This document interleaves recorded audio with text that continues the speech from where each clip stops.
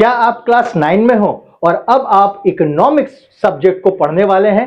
तो ये वीडियो आपके लिए इंपॉर्टेंट है क्योंकि आने वाले कुछ सेकंड में मैं आपको इकोनॉमिक्स सब्जेक्ट से इंट्रोड्यूस करवाऊंगा।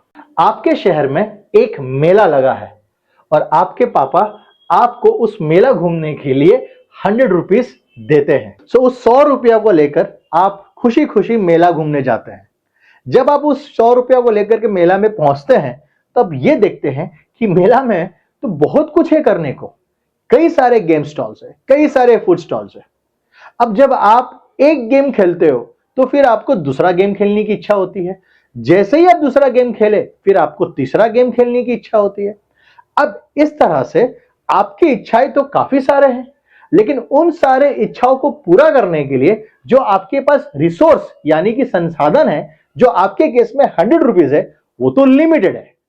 तो इससे अब यह समझ में आ रहा है कि किसी भी इंसान का जो इच्छाएं होती है वो अनलिमिटेड होती है। एक खत्म तो दूसरा आ जाता है, बट उन अनलिमिटेड इच्छाओं को पूरा करने के लिए जो हमारे पास रिसोर्सेस यानी कि संसाधन होते हैं वो तो होते हैं लिमिटेड। अब इस लिमिटेड रिसोर्सेस से एक इंसान अपना ज्यादा से ज्यादा इच्छाओं को कैसे पूरा करे, इसी ह्यूमन बिहेवियर का जो पढ़ाई है वो इकोनॉमिक सब्जेक्ट का आधार बनता है। तो बच्चों, मैंने जो आपको ये उदाहरण दिया, आपको ये समझ में आ रहा होगा कि इकोनॉमिक्स एक ऐसा सब्जेक्ट है जो हम लोग अपने डे टू डे लाइफ में ऑलरेडी एक्सपीरियंस किए हैं और आगे भी करेंगे।